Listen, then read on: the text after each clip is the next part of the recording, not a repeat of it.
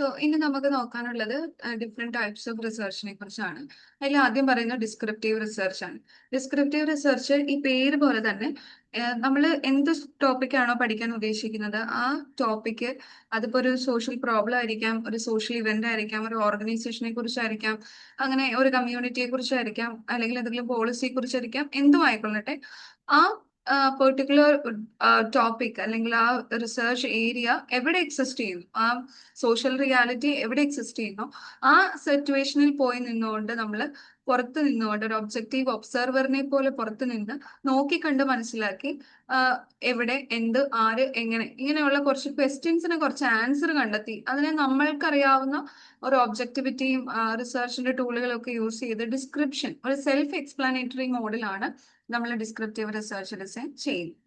അപ്പൊ അതിന് എങ്ങനെയൊക്കെ ഡാറ്റ എത്ര തവണ നമ്മൾ ഡാറ്റ കളക്ട് ചെയ്യുന്നു എന്നതിനെ അടിസ്ഥാനപ്പെടുത്തിക്കൊണ്ട് ഡിസ്ക്രിപ്റ്റീവ് റിസർച്ചിനെ പൊതുവെ രണ്ടായിട്ട് തരംതിരിക്കാറുണ്ട്. ഒന്നെന്ന് പറയുന്നത് ക്രോസ് സെക്ഷണൽ സ്റ്റഡി എന്നാണ് പറയാ. രണ്ടാമത്തത് longitudinal study. Cross sectional study എന്ന് പറയുന്നത് ഒരൊറ്റ തവണ മാത്രം നമ്മൾ സാമ്പിളിന്റെ അടുത്ത് പോയി ഡാറ്റ കളക്ട് ചെയ്തിട്ട് റിസർച്ച് ചെയ്യുന്നതിനെയാണ് ക്രോസ് സെക്ഷണൽ സ്റ്റഡി എന്ന് പറയുന്നത്. ഉദാഹരണത്തിന് നിങ്ങൾ പോസ്റ്റ്മോർട്ടം ഡിപ്രഷൻ അനുഭവിക്കുന്ന അമ്മമാരുടെ അടുത്ത് പോയിട്ട് ഡാറ്റ കളക്ട് ചെയ്യും. അല്ലെങ്കിൽ നിങ്ങൾ ഒരു alcohol AI meeting, alcoholic anonymous മീറ്റിംഗിൽ നടത്തുന്ന ഒരു ഓർഗനൈസേഷനിൽ പോയി AI അറ്റൻഡ് ചെയ്യുന്ന കുറച്ച് പേരെ എടുത്തിട്ട് അവരുടെ ഡാറ്റകൾ പിന്നീട് നമ്മൾ വീണ്ടും അവരുടെ അടുത്ത് പോകുന്നില്ല. വൺ ടൈം ഡാറ്റ കളക്ഷൻ ആണ് ക്രോസ് സെക്ഷണൽ സ്റ്റഡി.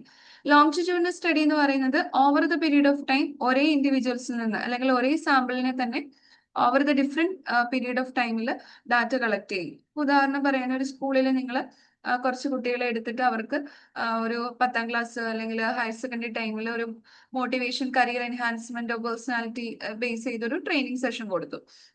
നിങ്ങൾ പിന്നീട് ഇവരെ ഒരു ഡിഗ്രിയിൽ അവരെവിടെ കോളേജിൽ എവിടെയെങ്കിലും ഒക്കെ ആയിരിക്കും ആ സെയിം ആളുകളിൽ നിന്ന് പിന്നെ അവർക്കൊരു കരിയർ ബിൽഡ് ആയോ എന്നറിയാൻ ഡിഗ്രി പഠിക്കുന്ന സമയത്ത് ഡാറ്റ കളക്ട് ചെയ്യുന്നു. പിന്നെ അതിനുശേഷം അവരുടെ ഒരു 20-25 ഏജിനുള്ളിൽ അവർ എവിടെ ആയി പ്ലേസ്ഡ് ആയോ, നിങ്ങളുടെ ഈ ട്രെയിനിങ് പ്രോഗ്രാം അവർക്ക് എത്രമാത്രം ഹെൽപ്ഫുൾ ആയി, അങ്ങനെ നമുക്ക് എന്ത് ചെയ്യാം data over the period of time different ഇൻഡിവിജ്വൽസിന് കളക്ട് ചെയ്യും. ഇനിയിപ്പോൾ ഇതൊരു മെഡിക്കൽ സെറ്റിംഗിലായിരിക്കും കുറച്ചുകൂടി എക്സാമ്പിൾ പറയാൻ എളുപ്പം.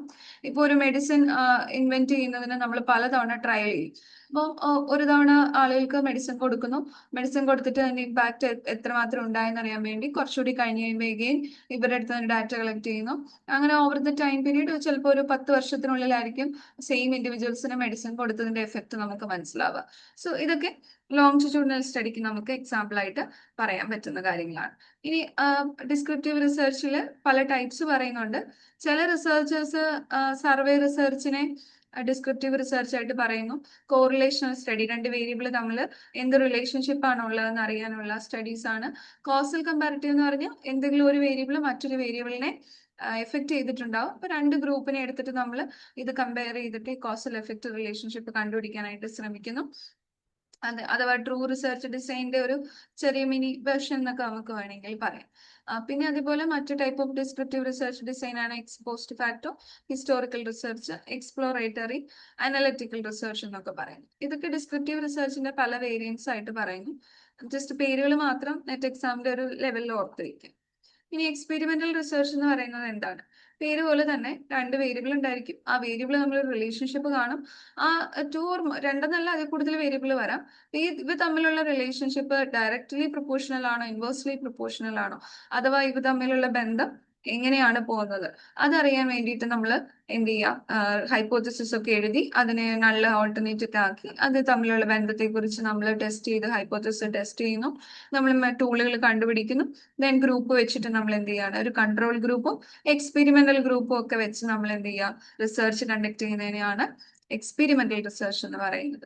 ഇനി റിസർച്ചിനെ നമ്മൾ എങ്ങനെയാണ് എന്ത് രീതിയിലാണ് റിസർച്ച് ചെയ്യാൻ ഉദ്ദേശിക്കുന്നത്, നമ്മുടെ മോട്ടീവ് ഓഫ് ആപ്ലിക്കേഷൻ എന്താണെന്ന് ഉദ്ദേശിച്ചിട്ടാണ് റിസർച്ചിന്റെ ക്ലാസിഫിക്കേഷൻ ഇവിടെ പറഞ്ഞിരിക്കുന്നത്. Fundamental research, applied research.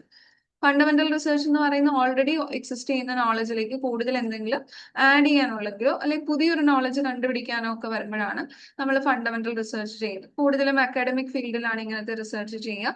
സാധാരണ നമ്മുടെ MSW ഡിസർട്ടേഷൻ ലെവലിലൊക്കെ ചെയ്യുന്ന റിസർച്ചിനെ ഫണ്ടമെന്റൽ റിസർച്ച് എന്ന് പറയും.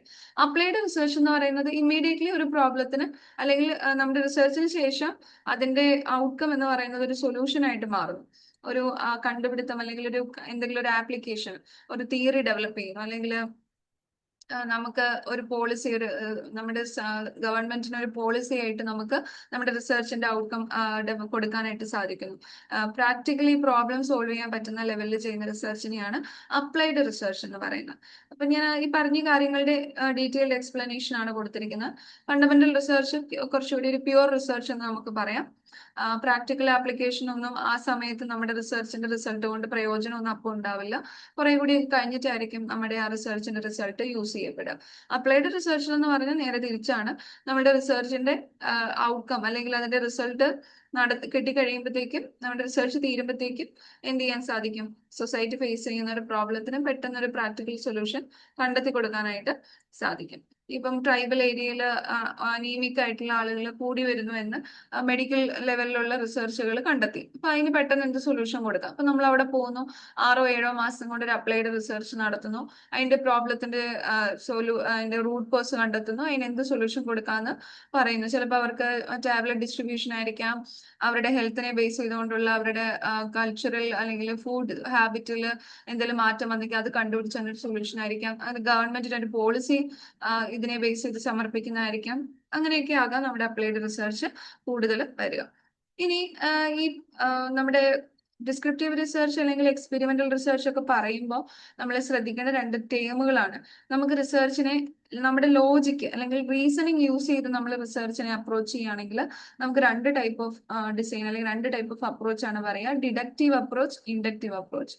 ഡിഡക്റ്റീവ് പേര് പോലെ തന്നെ ടോപ്പ് ഡൗൺ അപ്രോച്ച് ആയിരിക്കും. അഥവാ നമുക്ക് ഓൾറെഡി നമ്മൾ ചെയ്യാൻ പോകുന്ന ടോപ്പിക്കിനെ കുറിച്ച് അവൈലബിൾ ഇൻഫർമേഷൻസ് ഉണ്ടാവും അല്ലെങ്കിൽ തിയറീസ് ഉണ്ടാവും.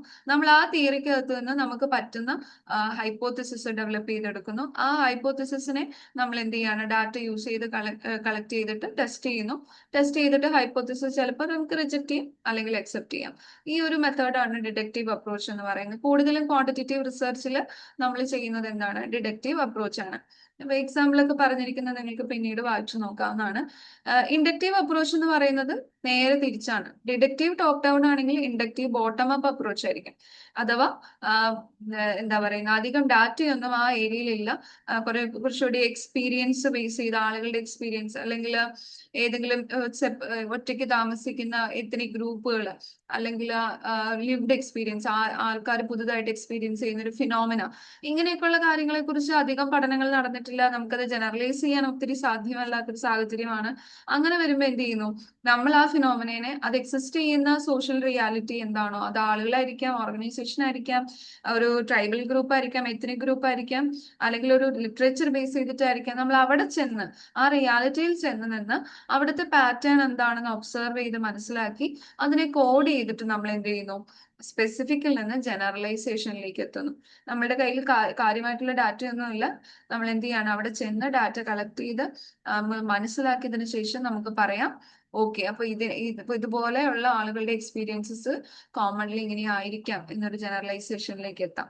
മറ്റേ ഇവിടെ എന്ന് പറഞ്ഞു കഴിഞ്ഞാൽ ഓൾറെഡി ജനറൽ ആയിട്ടുള്ള ഡാറ്റ നമ്മുടെ കയ്യിൽ അവൈലബിൾ ആണ്. നമ്മൾ അവിടെ നിന്ന് ഒരു സ്പെസിഫിക് ആയിട്ടുള്ള ഹൈപ്പോത്തിസിസ് അല്ലെങ്കിൽ ഒബ്ജക്റ്റീവ്സ് ക്രിയേറ്റ് ചെയ്തത് ടെസ്റ്റ് ചെയ്ത് റിജക്ട് ചെയ്യണോ അക്സെപ്റ്റ് ചെയ്യണോ എന്ന് തീരുമാനിക്കുന്നു. ഇവിടെ ഇൻഡക്റ്റീവ് അപ്രോച്ചിൽ പലതരത്തിലുള്ള ഫിനോമിന ആയിരിക്കും, സോഷ്യൽ റിയാലിറ്റി ആയിരിക്കും. നമുക്ക് അവിടെ സ്പെസിഫിക് ആയിട്ടുള്ള ഒരു ഒബ്സർവേഷൻ കൊണ്ട് വേണം നമ്മൾ കടന്നു പോകാൻ. ദെൻ എന്ത് ചെയ്യും? നമുക്ക് കിട്ടുന്ന ഡാറ്റ അനുസരിച്ച് നമുക്ക് ജനറലൈസേഷൻ നോക്കാം. പക്ഷെ ജനറലൈസേഷൻ എന്നൊരു വാക്ക് ഇവിടെ വരുന്നത് കൊണ്ട് നമ്മൾ ഒരിക്കലും തെറ്റിദ്ധരിക്കരുത്. ക്വാളിറ്റേറ്റീവ് റിസർച്ചിൽ ജനറലൈസേഷൻ എന്ന് പറയുന്നത് പൊതുവെ ക്വാളിറ്റേറ്റീവ് റിസർച്ചിന്റെ ഡിസൈൻ മുകളിൽ നിന്ന് ഒരു ഡിസൈൻ്റെ ഓർഡർ അനുസരിച്ച് നമ്മൾ qualitative survey, multiple case study, single case study, game phenomenology, ഇങ്ങനെ താഴേക്ക് ഡിസൈൻ വരുന്തോറും ജനറലൈസേഷന്റെ പോസിബിലിറ്റി കുറഞ്ഞാണ് വരാറ്.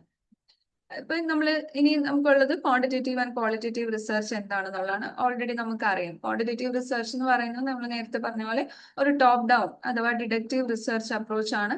ഇതിനകത്ത് കൂടുതലും ഫോളോ ചെയ്യുന്നത് കൃത്യമായിട്ട് നമ്മൾ എന്ത് ചെയ്യണം? ഒരു ടെസ്റ്റബിൾ ഹൈപ്പോത്തിസിസ്, നമ്മുടെ നൾ ആൻഡ് ഓൾട്ടർനേറ്റീവ് ഹൈപ്പോത്തിസിസ് എഴുതണം. നമുക്ക് ടെസ്റ്റ് ചെയ്യാൻ പറ്റുന്ന ഹൈപ്പോത്തിസിസ് എഴുതുക, ഡാറ്റ കളക്ട് ചെയ്ത് അനലൈസ് ചെയ്ത് നമുക്ക് ഈ ഹൈപ്പോത്തിസിസ് ട്രൂ ആണോ, അക്സെപ്റ്റ് ചെയ്യണോ റിജക്ട് ചെയ്യണോ എന്നുള്ളത് ഡെസിഷനിലേക്ക് കടന്നു വരാനായിട്ട് സാധിക്കും. സോറി, കയറി. Okay. Then positivism, post positivistic പാരഡൈമിലൊക്കെ നമ്മൾ കൂടുതലും പറയുന്നത് ക്വാണ്ടിറ്റേറ്റീവ് റിസർച്ചിനെ കുറിച്ചാണ്. അത് ഡാറ്റ കളക്ട് ചെയ്തിട്ട് നമ്മൾ എന്ത് ചെയ്യുന്നു, അതിനെ നമുക്ക് പ്രസന്റബിൾ ആയിട്ടുള്ള ന്യൂമറിക്കൽ ഫോർമാറ്റിലേക്ക് സ്റ്റാറ്റിസ്റ്റിക്കൽ കാൽക്കുലേഷൻ ഒക്കെ ചെയ്യാൻ പറ്റുന്ന, കൺക്ലൂഷൻ ഡ്രോ ചെയ്ത് നമുക്ക് ജനറലൈസ് ചെയ്യാൻ പറ്റുന്ന ഒരു നിലവാരത്തിലേക്ക് നമ്മുടെ റിസൾട്ടിനെ കൊണ്ടുവരാനായിട്ട് സാധിക്കും. ഇതിന്റെ എല്ലാത്തിന്റെ ഓപ്പോസിറ്റ് ആണ് ക്വാളിറ്റേറ്റീവ് റിസർച്ച് എന്ന് പറയുന്നത്. അത് ശരിക്കും പറഞ്ഞു കഴിഞ്ഞാൽ നമ്മള് നമ്മുടെ സോഷ്യൽ റിയാലിറ്റി ഓരോ നമ്മൾ നേരത്തെ വേൾഡ് വ്യൂ പറഞ്ഞപ്പോ പറഞ്ഞു കൺസ്ട്രക്റ്റിവിസ്റ്റ് വേൾഡ് വ്യൂ എന്ന് പറഞ്ഞു, അഥവാ സോഷ്യൽ കൺസ്ട്രക്റ്റിവിസ്റ്റ് വേൾഡ് വ്യൂ. അങ്ങനെയുള്ള കൺസ്ട്രക്റ്റിവിസ്റ്റ് വേൾഡ് വ്യൂ പറയുന്ന ആ ഒരു അപ്രോച്ചിനോട് കൂടുതൽ യോജിച്ച് നിൽക്കുന്നതാണ് ക്വാളിറ്റേറ്റീവ് റിസർച്ച്. ആളുകളുടെ റിയാലിറ്റി ഓരോരുത്തരുടെയും യുണീക്കാണ്, അല്ലെങ്കിൽ ആളുകൾ കൺസ്ട്രക്ട് ചെയ്യുന്ന അവരുടെ ഇന്റർപ്രിറ്റീവ് വേൾഡ് അല്ലെങ്കിൽ കൺസ്ട്രക്റ്റീവ് റിയാലിറ്റിയിലേക്ക് ചെന്ന് നമ്മൾ അവരെങ്ങനെയാണോ അവരുടെ റിയാലിറ്റിയെ മനസ്സിലാക്കുന്നത്, അവരെങ്ങനെയാണ് അവരുടെ റിയാലിറ്റീനെ ക്രിയേറ്റ് ചെയ്യുന്നത്, അത് അതുപോലെ തന്നെ നമ്മുടെ റിസർച്ചിനകത്തേക്ക് നമ്മൾ ഒരു ബയസും ഇല്ലാതെ എന്ത് ചെയ്യാണ്, ഒരു പിക്ചർ ഡ്രോ ചെയ്തെടുക്കുകയാണ് ക്വാളിറ്റേറ്റീവ് റിസർച്ചിനകത്ത് ചെയ്യുന്നത്. അപ്പൊ ഇതിനകത്ത് കുറച്ചുകൂടി ഇൻഡക്റ്റീവ് റിസർച്ച് ആണ് ഇതിന്റെ നേച്ചർ. ഒരു സയന്റിഫിക് എൻക്വയറി മൂവ് ചെയ്യുന്നത് ഒരു ഇൻഡക്റ്റീവ് സ്റ്റൈലിലാണ്. എന്ന് വെച്ചാൽ എങ്ങനെയാണ്, സ്പെസിഫിക്കിൽ നിന്ന് ജനറലൈസ്ഡ് ഡാറ്റയിലേക്ക്, അധികം ഡാറ്റയൊന്നും അവൈലബിൾ അല്ലാത്ത ഒരു ഏരിയയിൽ നിന്ന് നമ്മൾ എന്ത് ചെയ്യാണ്, കൂടുതൽ ഡെപ്തിലേക്ക് പോയി ഇൻഡെപ്ത് ആയിട്ട് എക്സ്പീരിയൻസ് മനസ്സിലാക്കി എന്ത് ചെയ്യുന്നു, ഡാറ്റ കളക്ട് ചെയ്ത് റിസർച്ച് ചെയ്യുന്നത്. ഇപ്പോൾ ഫോർ എക്സാമ്പിൾ നമ്മൾ പറയാണ്, ഒരു സെൻസിറ്റീവ് ആയിട്ട് ഉള്ള ഏതെങ്കിലും ഒക്കെ ഉള്ള ഒരു ജുവനൈൽ ജസ്റ്റിസ് കേസിൽ കടന്നു പോകുന്ന ഒരു ചൈൽഡ് ഇൻ കോൺഫ്ലിക്റ്റ് വിത്തലോ, അങ്ങനത്തെ എന്തുകൊണ്ട് കുട്ടികൾ ഇങ്ങനെയുള്ള ഒരു ക്രൈമിലേക്ക് പോകുന്നു എന്നുള്ളത് നമുക്ക് വേണമെങ്കിൽ ക്വാണ്ടിറ്റേറ്റീവ് റിസർച്ചിൽ ചെയ്യാം. അക്രോസ് കേരള എത്ര കുട്ടികൾ, എത്ര ജുവനൈൽ ഡെലിക്വൻസി റേറ്റുകൾ വന്നു എന്നറിയാം. പക്ഷെ എന്തുകൊണ്ട് കുട്ടികൾ ഈ ക്രൈമിന്റെ ഉള്ളിലേക്ക് പോകുന്നു, എത്രമാത്രം കുട്ടികൾ ക്രൈം ചെയ്തു കേരളത്തിൽ, എത്ര കുട്ടികൾ CCL കാറ്റഗറിയിൽ വന്നിട്ടുണ്ടെന്ന് നമുക്ക് ക്വാണ്ടിറ്റേറ്റീവ് റിസർച്ച് വഴി മനസ്സിലാക്കാം. കുറ്റവാളികൾ എത്രയുണ്ട്, ഹൗ മെനി അപ്പൊ നമുക്ക് എന്ത് ചെയ്യാൻ പറ്റും, ഡാറ്റേനെ ന്യൂമറിക്കലി കിട്ടും. ക്വാളിറ്റേറ്റീവ് റിസർച്ചിൽ വരുമ്പോൾ നമ്മൾ ക്വസ്റ്റ്യൻ ആൻസർ ചെയ്യുന്നത് വൈ, എന്തുകൊണ്ട് കേരളത്തിൽ കുറ്റവാളികളുടെ എണ്ണം കൂടുന്നു, എന്താണ് കാരണം. അപ്പൊ നമുക്ക് ചിലപ്പോ ഇങ്ങനെയുള്ള കുറ്റവാളികളായിട്ടുള്ള കുട്ടികളെ പാർപ്പിക്കുന്ന ഏതെങ്കിലും ഇൻസ്റ്റിറ്റ്യൂഷണൽ സെറ്റിംഗിൽ പോയി ആ ഇൻസ്റ്റിറ്റ്യൂഷനകത്ത് ഒരു 10 കുട്ടികളെ എടുത്തോ, അല്ലെങ്കിൽ അവരെ നോക്കുന്ന കെയർ ഗിവേഴ്സ് ഒരു 10 പേരെ എടുത്തോ, അല്ലെങ്കിൽ ജൂനൈൽ ജസ്റ്റിസ് ബോർഡിലെ, കേരളത്തിലെ അക്രോസ് ജൂനൈൽ ജസ്റ്റിസ് ബോർഡിലുള്ള വർഷങ്ങളുടെ എക്സ്പീരിയൻസ് ഉള്ള ഒരു 4-5 ജൂനൈൽ ജഡ്ജിനെ എടുത്തിട്ടോ ഒക്കെ JJB കോർട്ടിന്റെ മെമ്പേഴ്സിനൊക്കെ എടുത്തിട്ടായിരിക്കും നമ്മൾ എന്ത് ചെയ്യേണ്ടി വരിക, ഇൻഡെപ്ത് ആയിട്ട് ഇന്റർവ്യൂ നടത്തേണ്ടി വരിക. അപ്പൊ അങ്ങനെ വരുമ്പോ എന്ത് ചെയ്യുന്നു, അവര് ഇന്റർപ്രിറ്റ് ചെയ്യുന്ന അവരുടെ റിയാലിറ്റീനെയാണ് നമ്മൾ എന്ത് ചെയ്യുന്നത്, റിസർച്ചിൽ ഡെപിക്ട് ചെയ്യുന്നത്. ഇപ്പൊ നമ്മൾ ഈ പറഞ്ഞതിന്റെ ഒക്കെ ഒരു ബ്രീഫ് വേർഷൻ ആണ് കൊടുത്തിരിക്കുന്നത്. ക്വാളിറ്റേറ്റീവ് റിസർച്ച് എന്ന് പറയുന്നത് കൂടുതലും ഒരു ഹോളിസ്റ്റിക് അപ്രോച്ച് ആണ് ഫോളോ ചെയ്യുക. എന്താ പറയുന്ന, കൂടുതലും എൻക്വയറി പ്രോസസ്സിന്റെ എൻക്വയറി ആണ് നടത്തുന്നത്. നമുക്ക് എന്ത് റിസൾട്ട് കിട്ടണം എന്നല്ല നമ്മൾ നടത്തുന്നത്. ആ ഇൻഡെപ്ത് ഇന്റർവ്യൂ നമ്മൾ ആളുകളുമായി സംസാരിക്കുമ്പോൾ നമ്മൾ അവിടെ ചെന്ന് നിന്ന് കാണുന്ന നമ്മുടെ കണ്ണുകൾ കൊണ്ട് കാണുന്ന, അല്ലെങ്കിൽ നമ്മുടെ പാർട്ടിസിപ്പന്റ് കാണുന്ന റിയാലിറ്റീനെ ആണ് കൂടുതലും നമ്മൾ എന്ത് ചെയ്യുക, മെത്തഡോളജിക്കലി അനലൈസ് ചെയ്യുക. സ്റ്റാറ്റിസ്റ്റിക്കൽ ടെസ്റ്റുകളൊന്നും പൊതുവെ ആവശ്യം വരാറില്ല. ഹൈപ്പോത്തിസിസ് ജനറേറ്റ് ചെയ്യുക എന്നുള്ളതാണ് ക്വാളിറ്റേറ്റീവ് റിസർച്ചിന്റെ ഒരു ലക്ഷ്യം എന്ന് പറയുന്നത്. അതേസമയം ക്വാണ്ടിറ്റേറ്റീവ് റിസർച്ചിൽ നമ്മൾ ഹൈപ്പോത്തിസിസ് ടെസ്റ്റ് ചെയ്യുന്നു. സ്റ്റാറ്റിസ്റ്റിക്കൽ ടെസ്റ്റുകൾ നമുക്ക് വേണം ഹൈപ്പോത്തിസിസ് പ്രൂവ് ചെയ്യാനായിട്ട്. റിസൾട്ടിനെ ഫോക്കസ് ചെയ്തിട്ടാണ് നമ്മൾ ക്വാണ്ടിറ്റേറ്റീവ് റിസർച്ച് ചെയ്യുന്നത്. അതുപോലെ തന്നെ ജനറലൈസേഷൻ എന്ന് പറയുന്നത് ക്വാളിറ്റേറ്റീവ് റിസർച്ചിൽ പൊതുവെ നമുക്ക് പോസിബിൾ അല്ല. ക്വാളിറ്റേറ്റീവ് സർവേ ഞാൻ നേരത്തെ പറഞ്ഞല്ലോ, ഒരു നമ്മുടെ ഒരു റിസർച്ച് ഡിസൈൻ ക്വാളിറ്റേറ്റീവിനകത്ത് ഒരു സീരിയൽ ഓർഡറിൽ വരുമ്പോൾ ആദ്യത്തെ ക്വാളിറ്റേറ്റീവ് സർവേ, മൾട്ടിപ്പിൾ കേസ് സ്റ്റഡിയിലൊക്കെ പിന്നെയും നമുക്ക് ജനറലൈസേഷൻ കുറച്ചൊക്കെ പറ്റും. ഫിനോമിനോളജി, എത്നോഗ്രഫി, അങ്ങനെ താഴേക്ക് ഹെർമന്യൂട്ടിക്കൽ ഒക്കെ വരുമ്പോഴത്തേക്കും ജനറലൈസബിലിറ്റി കുറഞ്ഞ് സബ്ജക്ടിവിറ്റി കൂടി വരും. ഇവിടെ അതേസമയം ക്വാണ്ടിറ്റേറ്റീവ് റിസർച്ചിൽ ജനറലൈസേഷൻ നമുക്ക് ആവശ്യമാണല്ലേ, നമ്മൾ ജനറലൈസ് ചെയ്യാനാണ് നമ്മൾ റിസർച്ച് ക്വാണ്ടിറ്റേറ്റീവിൽ ചെയ്യുന്നത്. റിസൾട്ട് കുറച്ചുകൂടി സ്പെസിഫിക് ആയിരിക്കും. ഇവിടെ കുറെ കൂടി ഡിസ്ക്രിപ്റ്റീവ് മാനറിലായിരിക്കും റിസർച്ച് വരുന്നത്. ഇവിടെ സാമ്പിൾ സൈസ് വളരെ കുറവായിരിക്കും. ഒരുപാട് ഡാറ്റ എന്ന് പറയുന്നത് വളരെ വോളിയം, അതായത് ആള് അവരുടെ എക്സ്പീരിയൻസ് എത്രമാത്രം പറയുന്നത് മുഴുവൻ നമ്മൾ എടുക്കേണ്ടതായിട്ടുള്ള ആവശ്യം വരുന്നുണ്ട്. കുറെയൊക്കെ റിസർച്ചറിന്റെ ക്രിയേറ്റീവ് ലെവലിലുള്ള അനലിറ്റിക്കൽ ലെവലിലും ഒബ്സർവർ ബയസും ഒക്കെ ചെറിയ രീതിയിലൊക്കെ ക്വാളിറ്റേറ്റീവ് റിസർച്ചിൽ അനുവദനീയമാണ് എന്ന് വേണമെങ്കിൽ നമുക്ക് പറയാനായിട്ട് സാധിക്കും. ഇവിടെ അതേസമയം വളരെ ക്ലിയർ ആയിട്ട് സ്റ്റാറ്റിസ്റ്റിക്കൽ അനാലിസിസ് നടത്തി മാക്സിമം ബയസ് ഒഴിവാക്കിക്കൊണ്ട് മാക്സിമം റിലയബിലിറ്റിയും റിസർച്ചിന്റെ വാലിഡിറ്റി, ടൂളിന്റെ വാലിഡിറ്റിയും ഒക്കെ ഉറപ്പുവരുത്തി വേണം എന്ത് ചെയ്യാൻ, ക്വാണ്ടിറ്റേറ്റീവ് റിസർച്ച് കണ്ടക്ട് ചെയ്യാൻ. ഇനിയും എന്തൊക്കെ ഡിസൈൻസ് ആണ് ക്വാളിറ്റേറ്റീവ് റിസർച്ചിൽ ഉപയോഗിക്കുന്നത് ഞാൻ നേരത്തെ പറഞ്ഞല്ലോ. ഇൻഡെപ്ത് ഇന്റർവ്യൂ നമ്മൾ ഒരു മെത്തേഡായിട്ട് നമുക്ക് പറയാൻ, മെത്തേഡിനേക്കാൾ കൂടുതൽ ശരിക്കും ടൂള് പോലെയാണ് നമ്മൾ ഇൻഡെപ്ത് ഇന്റർവ്യൂസ് പറയാറുള്ളത്. ഇൻഡെപ്ത് ഇന്റർവ്യൂ കൂടുതലും മൾട്ടിപ്പിൾ കേസ് സ്റ്റഡി ഡിസൈനിലും സിംഗിൾ കേസ് സ്റ്റഡി ഡിസൈനിലും ഒക്കെയാണ് നമ്മൾ യൂസ് ചെയ്യുന്നത്. ഫോക്കസ് ഗ്രൂപ്പ് ഡിസ്കഷൻ അതൊരു മെത്തേഡായിട്ട് നമ്മൾ പറയാറുണ്ട്. ഇപ്പൊ നമ്മള് ഏതെങ്കിലും ഒരു